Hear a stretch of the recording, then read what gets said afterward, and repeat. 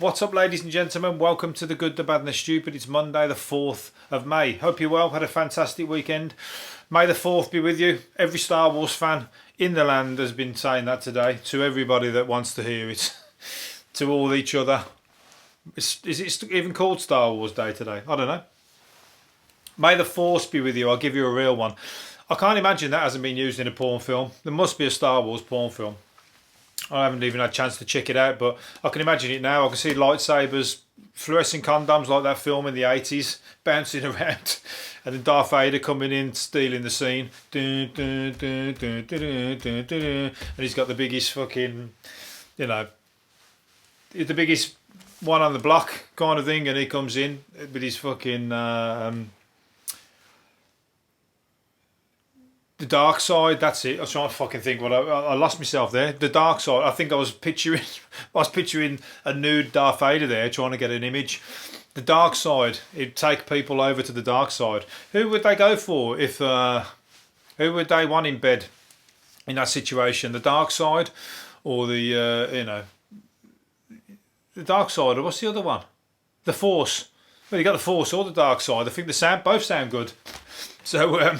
Might have to check that porno out. Sounds fucking really good. Or if not, I'll just fucking give somebody a good idea. Anyway, I don't know what I'm going on about. Why I've started with that, I've no idea. But I'm not rewinding it again. I've fucking started this podcast about 20 times already. And I ain't fucking doing it again. So we're rolling. Anyway, hopefully you've had a good weekend. I bet you didn't have a fucking random Sunday night like I had. How about a wasp nest in my fucking bedroom, in my clothes? How about that fucking for an... unplanned night of jumping around the bedroom screaming like a little girl.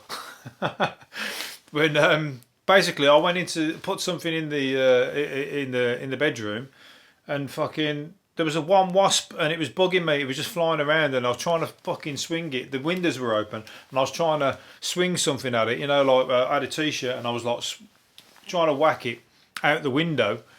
And it kept going and then coming back in, going and coming back in. I was going, what the fuck is the guy's deal? And he kept coming right over to my clothes. Then he kept going back and I'd swing something at it. And I thought he's got a death wish. And he went out the window, come back in the other one.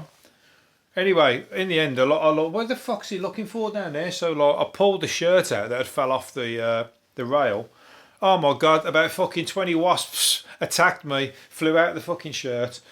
I had to fucking, I did like almost an Olympic triple backflip out the room, slammed the door, whilst screaming. I must have hit some fucking high notes. I must have hit, I think I was like supersonic sound. I think every dog in the neighbourhood might have heard me. Everybody else probably couldn't reach that level. But anyway, and then I had to go back in and deal with that, try and fucking get them all out. And it wasn't easy, trust me.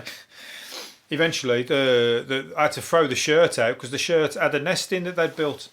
Fuck me. And then at the same time I was dealing with that, then I had something on the stove downstairs. Fire alarm went off. So I was fucking putting out two situations in one, in 1 hour. Oh man, it was crazy. But I worked up a sweat. I just ditched the dinner in the end. I went straight to the drink. Anyway, so yeah, that was random. And I was going to watch a film, but in the end I fucked it off and ended up watching George Michael. I'm glad I did, actually. There was a documentary on George Michael. I knew most of it anyway, but it was good to see it in chronological order. But it was fucking funny, man. It was a character. He couldn't do nothing wrong. Every wrong that he did, he turned into dollar signs. He was like one of them people that couldn't do nothing wrong because he was like fucking honest and people could relate to him. And he was like gay and proud in the end. And how the fuck nobody noticed that they probably did, but when he was in Wham, that dancing that they were doing in Wham, they showed him on top of the pops, and that dancing, you couldn't get fucking gayer dancing than the way they danced, him and Andrew Ridgeley, the way they jumped around the stage in Wham. There was fucking gay written all over it, but because he never admitted it, it was always like, it was like an unwritten kind of truth, wasn't it? Because he protected his family. He didn't want to say it because it was the days of AIDS. AIDS being a virus, fucking, if you forget that, AIDS was a virus, just like fucking coronavirus is a virus and all the other viruses, but that was a virus, same fucking, obviously fucking double deadly that was, but at the same time, it was like a virus all the same. So, that's when you get complacent about what's around. You got to fucking look back and think, fuck me, that used to, that was a dangerous time, especially for gay people, obviously in the 80s. But anyway, did he protect his family? But the dancing in Wham, I mean, fuck me. But he eventually come out, and I think they were always trying to catch him out in the end. They must have known, and then they were just trying to catch him out, weren't they? But what was I going to get to? He was going when he was going cruising and everything, and like they caught him in America. Well, they were just trying to set him up, weren't they? That's dirty tricks, in it, when they caught him with the policeman in America, doing a lewd act. I mean, the guy's gay, and like he was going to meet in the toilet for, and somebody started waving his fucking dick at him or something, or the cop did. So he responded, and he got fucking nicked for it. But then, on the back of that, he brought out a brilliant song, and that song where he's dressed as a policeman and all the urinals spin around. The urinals, and they spin around to disco urinals. Brilliant fucking urinals. I'll tell you what, if you're going to have a fucking fancy toilet, check that video, and that's the one to have. Disco ball toilet. Fucking, funky. Really clever. And and it was a really good tune. So, but all the stages of all the different fucking situations in his life where he was struggling with the fame, because he never had a private life, so he wanted a private life, and that's what he wanted to do in his private life, was go and fucking cruise and have a laugh and do drugs and stuff. Each to their own, but he was just going too far with it when he ended up. He drove in a shop. He was collapsed over his fucking. He smoked a lot of weed. 25 fucking spliffs a day he was getting through. That's fucking heavy duty. I smoked one, and I'm fucking. One. I'm fucking. I'm all right on one. That's what I was trying to say. I used to smoke a lot when I was a kid, but now one puts me in a fucking. What's it called? Can't get my words out now. I think I'm thinking I'm stoned. Puts me in a coma with my eyes open. I'm just staring at the TV, just munching on something. Just munch. Have to have like all your munchies all around you. I just stare at the TV and just wait for it to wear off. That's with the fucking strong shit. But he was doing 25 spliffs. No wonder he was fucking, parked up in the middle of a motorway. I think in his Range Rover over the wheel, just parked up. In a place where you just wouldn't be parked up, so it was just drawing attention to yourself. Anyway, what I was going to say, it was a good documentary. But what was the other thing? And it showed a bit. One of his best performances I always remember was when he did there was a gig for AIDS, a charity for AIDS, and he did that. He sang with Queen for Somebody to Love, I think it was. And fucking one of the best performances I've ever seen him do. And at the time, he was actually, his partner was dying of AIDS, and he was like singing, and he not long found out about this, and he was singing with that in his mind and giving that kind of performance at an AIDS concert, and it just like shows the emotion that he came out with. It was fucking amazing, absolutely amazing. And I didn't know at the time that was in his mind at the time when he was, and it just shows how brilliant he'd drawn on the situation that he was in to give that performance. And who the fuck do I think I am? But I'm just saying, George Michael did a really good. And it reminded me of also when Patrick Swayze died, his dad died or something, and he at that scene in Ghost where he like just found out he was dead, and he was like fucking all like emotional and all that sort of stuff. And yeah, it was like, oh, it's touched me. What I'm going to say. Anyway, I was meant to be doing the news. Talking about fucking George Michael for fucking 10 hours. The great gran, age 100. Some good news. The great gran, age 100. Told yesterday she conquered COVID-19. So that's good news. There you go. Some fucking really good news to come out of. She's 100. She said she's had scarlet fever, whooping cough, measles, diphtheria, 2 heart attacks, and now coronavirus. And she's like fucking hardcore. She's like a battle axe. She probably come out and just I got to have a spliff after that one. Here's me moaning about a wasp attack. I'll tell you why. I thought the murder beetles. I was reading a thing earlier on about murder hornets. I had that in my mind because I didn't know these. Obviously, I thought they were wasps, but murder hornets were in the back of my mind. I was thinking, like, if you get stung by a few of them, they can be deadly to humans, and they're coming over. And all of a sudden, I've got these fucking 20 wasps trying to attack me in the room. Anyway, stop making it about you, Wayne. Let's talk about the 100-year-old woman who's just survived all these illnesses. You could say she's like jinxed, but she survived them all. She's like fucking batting them away. Fucking, you know, she's got another good few years left in her. Must have, because it's taking out people of all ages, and she must have a good, strong constitution. So she can't wait for the pub to open. She's got to celebrate that one down the pub. 101. Here's somebody who wasn't too happy about being 50. A sensitive secretary sued her firm when they bought her a 50th birthday card. She sued them for buying her a 50th birthday card because she wanted to keep her birthday a secret. Women do get like, well, everyone gets touchy about their age. She might look fucking amazing for her she might have been 30 and people thought she was 50. Then that's a problem. If they bought you a 50th birthday card and you were 30, I get that. But, you know, you might look amazing for 50 and everyone's like, oh, fuck you now, you're 50? No way. Doesn't matter, does it? But she took umbrage to it. So she's like, did she win as well? She took a firm, slapped her, humiliated, and the colleagues exposed her milestone age. They were ordered to pay her 1,700 quid towards their cost. Well, there you go. I didn't think that would. You got to just go, come on, fuck me, you are 50. Did they tell a lie? No. Well, you know, get over it. You know, there's a lot worse fucking situations. I'm sure George Michael was around 50. I've got to use the references now. I'm sure he was about 50 when he died, and that was on Christmas Day. So, not that Christmas Day is relative, but he ruined his Christmas Day, obviously. Ruined a fucking lot of people's Christmas Day. Ruined all his fans.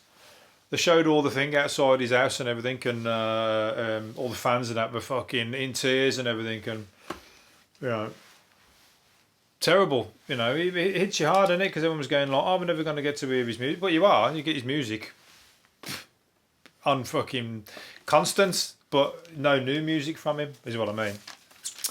Anyway, but yeah, so George Michael, but I wasn't necessarily into George Michael when I was younger, but certainly wasn't into Wham. I got into him, I liked him when he got older, when he become more mature and that, but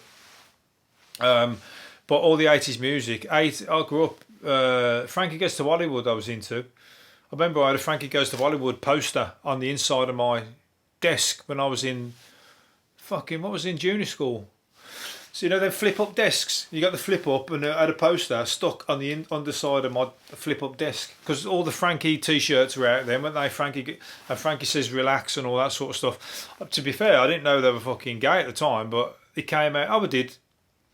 But I didn't really give a shit anyway. But that Relax video, that's when they fucked everybody up, didn't they? When they got banned for the Relax video. Because it was like as sexual as you can get, proper sexually charged. They fucking battered fucking homosexuality into the fucking people's psyche in the 80s. They just said, well, fucking, we're here to fucking stay, like it or lump it. And they got loads of people to like the music, and then all of a sudden come out and said, we're gay, what are you going to do about it? Fuck you. And everybody, it was like a punk version of gayness, wasn't it? And everyone was like, yeah, you know what, fuck it, I like your music, so I don't care that you're gay. A lot of people who probably were homophobes or something before that. So, you know, fucking, and gay was all, you know, gay, it was like a big thing, wasn't it, in the 80s, because obviously you had the AIDS thing with, and then Freddie Mercury died, and that's why George Michael sung with Queen, and, but, you know, gay was fucking, it was, everyone was coming out, and like all the music was a lot of gay musicians, and people were dressing, loads of people looked gay, even though they weren't. They had fucking, what's he called, George, what's his name, Boy George. I remember, I thought that was a woman for ages. I remember my mum's boyfriend telling me that he was a man. I was like, no way. And I'd already fucking was into George, what's he called, Frankie Goes to Hollywood at this point. But I didn't know that was a man. And then you had all the fucking new romantics and that. People who weren't gay were dressing up like women. It was crazy time, the 80s. It was all upside down, back to front. You had Adam Ants, He could have been gay, and he wasn't, but he looked fucking, you know, he looked like he would have been a brilliant gay. Because he was like flamboyant with all that fucking, the face paint and all that kind of stuff. So yeah, it was off its head, the 80s. But yeah, anyway, getting back to where we were. Where were we? Not talking about that, Wayne, but outraged parents. Let's get on to a squirrel shagging a fucking lynx can. You know, forget about gay sex. Let's talk about squirrel sex. Not even shagging another squirrel. He's shagging a can of fucking deodorant. There's an advert come out on the TV, an ITV, and they put it on before the watershed. And it's a commercial where I've not seen it, so I've just seen a picture here of a squirrel banging the can there. Excuse me. Anyway, they put it on before.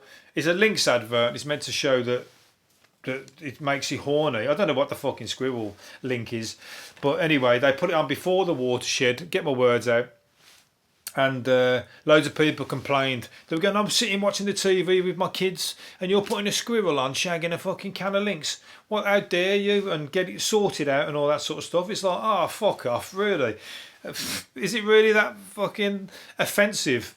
It's funny at the end of the day. It's not like, you know, imagine if they would have fucking saw, they're the kind of people who saw that Frankie Goes to Hollywood video and fucking nearly had a heart attack, you know. Would have been like carving a fucking a complaint in blood to the, you know, with their fingers bleeding as they're fucking writing it out and everything, because that's how offended they were by, you know, a gay video. Fucking, it's a squirrel shagging a can of Lynx. Fuck's sake. And they're going, how dare you? And there's hundreds of like complaints. God, fucking hell. I tell you what, I'd like to see them when something really serious happens. They wouldn't be able to handle it, would they? Anyway, a squirrel can shag my can of Lynx any day of the week, any time, any place. There you go. That's my position on it. Any time of the day. It'd be better if I'd have smoked a spliff so I can fucking have a good laugh at it.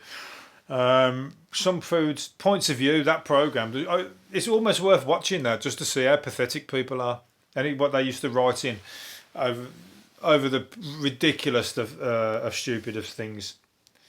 They really are. You know, and they're the people who probably sitting at home ordering fucking porn mags online, or not online, but mail order. And they're probably sitting at home naked, fucking wanking to a porn mag while they're doing, writing the complaints like that on the TV. Because they're all weird. They're weird people. They've got their brains all screwed wrong. You know, they get offended by that, but then they're like these closet kind of weirdos with strange sexual appetites themselves. Hey, that's just a guess. Anyway, where am I going? I'm all tongue tied. I'll tell you what, I think I drank too much last night after that wasp attack. It's left me a bit dazed today. There's an emu nicknamed Enid on the run in the Cotswolds. So it's a bird. Of course it's a bird. The bird was first spotted loose last week and it's still fucking on the run. Somebody's going to spot that and think it's a fucking dinosaur or something, aren't they? They're going to like see it from afar and go like, because imagine an emu's head popping up from fucking behind a bush or something. Although, I'll tell you what, I saw a brilliant guy, a guy who was walking through a town centre. Some kids, there was a photo of some kids looking at it all shocked. And he had like a big like load of string or something, like a body, like an emu, and he had his hand up like an emu's head and his normal legs, and the rest of him was tucked inside this like body of the emu, and he was walking along with his head like that. Fucking brilliant. Great busker. I think he was a busker or something. I don't know what he was doing out during the fucking COVID lockdown, but doing his daily exercise dressed like out as an emu, I think it was.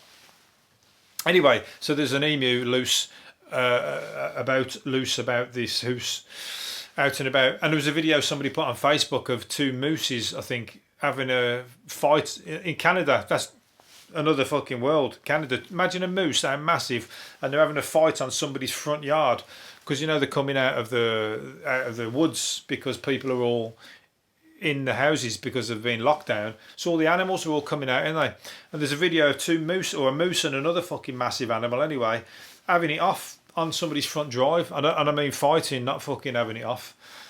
and somebody's filming it, and he's like going crazy, going, "Ma, there's a fucking moose on the front drive kicking, fucking there's a moose fighting on the front drive." So it's crazy. The world's gone wild, and this emu's gonna go off. Hopefully, doesn't get caught and just roams the Cotswolds. You know, enjoys his freedom, and every now and then come out and nick somebody's sandwich. You know, peck somebody's sandwich and run off back into the bush. Can't believe emus are funny. The comedy animals. The comedy head pecking. You know, and when you go to anywhere where you've met emus and everything, they try and peck you. They're just fucking funny. They're just totally. What's the word? They peck your shoulders and everything, don't they? They start pecking things off you. You have to put like bread on your shoulder or something like that, but they just start attacking you, but not really, hurting you. Anyway, I'm going to finish up. I think I fucking lost the plot. Last one I'm going to say, I think, is no, where's he gone? Oh, there's a jigsaw fanatic completed the world's largest jigsaw, and when she completed it, she'd lost a piece. How that for a fucking head doer? She'd completed a 33,600 part puzzle, and then the record 19 foot 7 inches long. It was a record. She was devastated. She lost the piece, and she said eventually she found it in a bag. What's the chances? 35,000 a piece of jigsaw. I mean, imagine she put it all together and just went, fuck it. I would have that's got to be near suicidal after doing that, haven't you? And she said she found it not long afterwards in a bag. But then it's in the Guinness Book of Records or something, but she's even confessed there that one of the pieces is upside down. So that's a disqualification. I'm sorry, I'm calling you out. That's disqualified. You're not allowed to do that. My favourite jigsaw I had was a Muppets one. It was only about 50 pieces, but I must have done that about 1,000 times. Kermit the Frog and Fozzie the Bear. The best jigsaw in the world. Forget your fucking 33,600. There's no one better than that fucking jigsaw that I had as a kid. Anyway, I'm going to leave it there. Hopefully you enjoyed my ramblings, but I'm going to fucking go to bed now. Hopefully you've enjoyed it, and I'll see you again tomorrow. See you later. Bye.